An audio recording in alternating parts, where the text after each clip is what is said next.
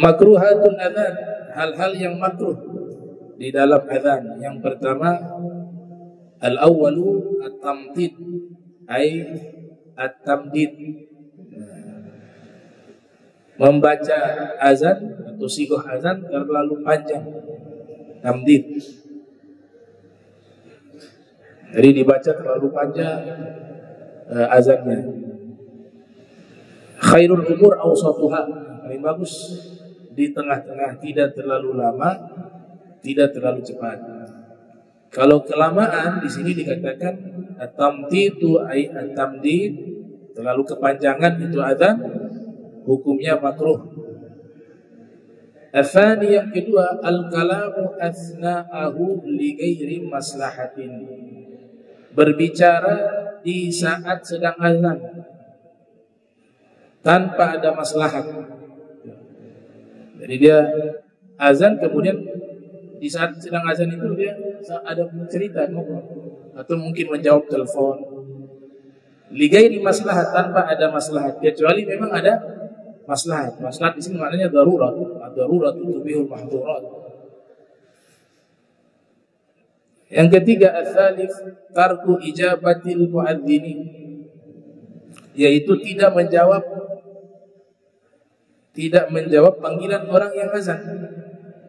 Tarkul ijabatil muadzini, artinya doa tadi.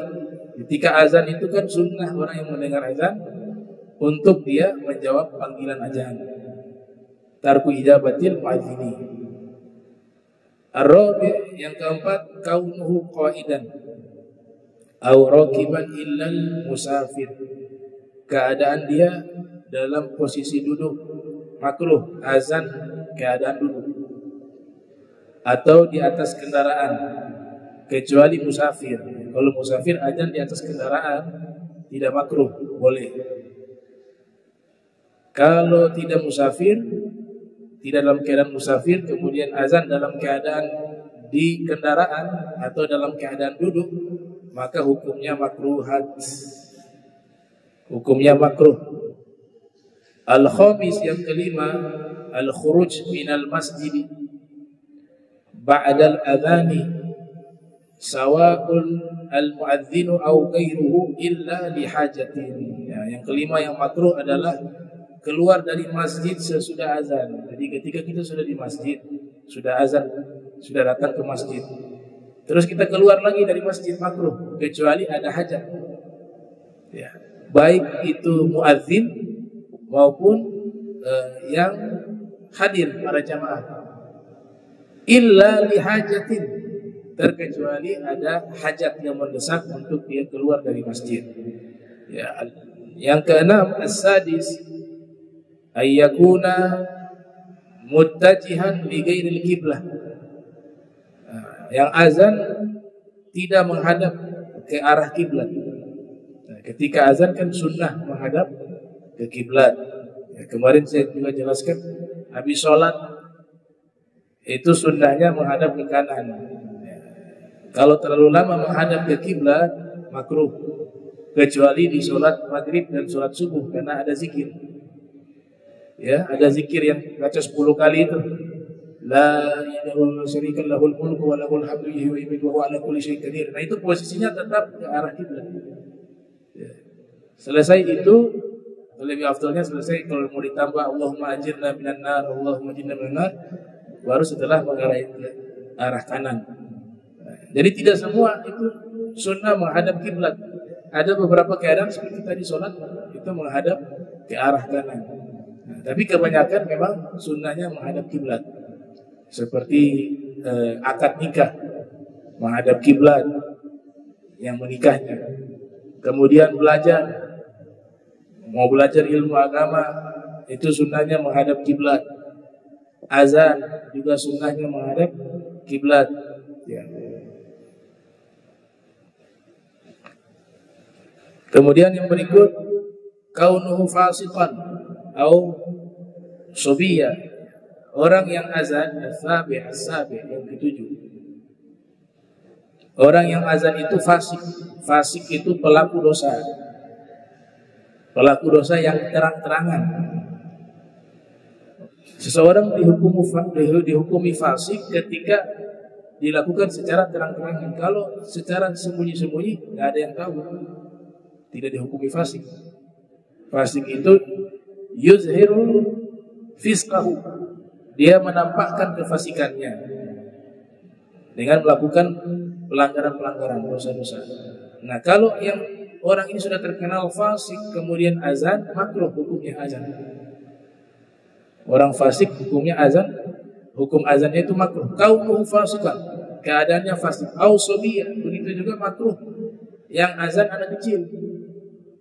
Anak kecil yang belum balik, itu juga makruh.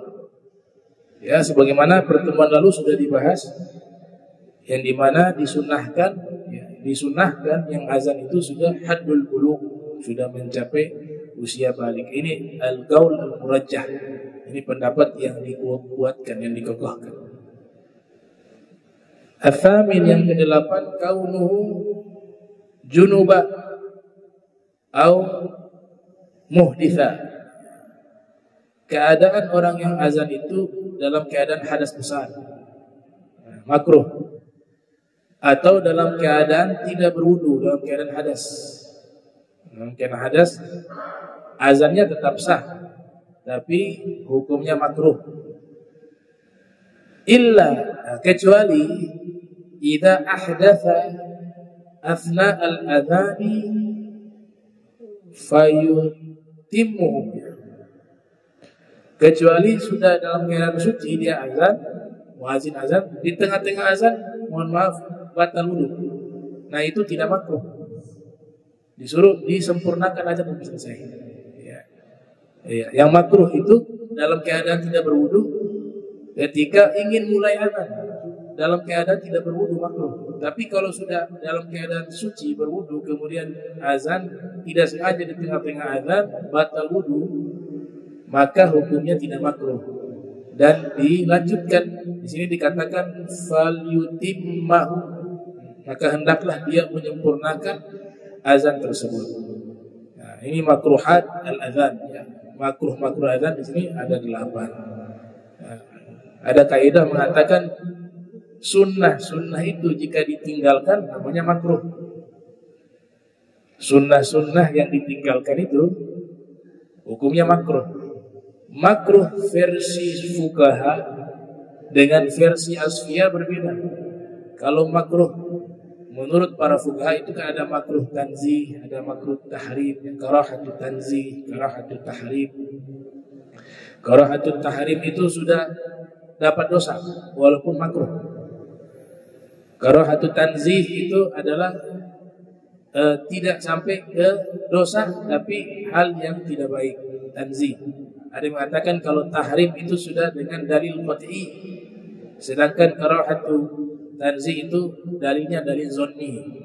Nah, itu versi fuqaha membahas tentang masalah makruh, ya, atau dalam definisinya itu jika meninggalkan mendapat pahala, jika dia melakukan tidak mendapat dosa, artinya dia meninggalkan itu dapat pahala. Itu definisi makruh secara umum menurut para fuqaha. Kalau versi para asfiyah, makruh itu bukan definisi itu. Makruh itu hal yang dibenci oleh Allah. Hal yang dibenci oleh Allah disebut dengan makruh. Dari asal katanya saja kariha, dari kata kariha, ya, kerahu, karohatan, fil madinya kariha, ya, kerahu, masdarnya karohatan. Itu artinya apa? Sesuatu yang tidak disenangi. Jadi para ulama terdahulu mereka memahami hal ini, khususnya kalangan para asfiyah, para auliya ushalihin, memahaminya bukan versi fikih, memahaminya versi tasawuf, bahwa yang namanya makruh itu dibenci oleh Allah.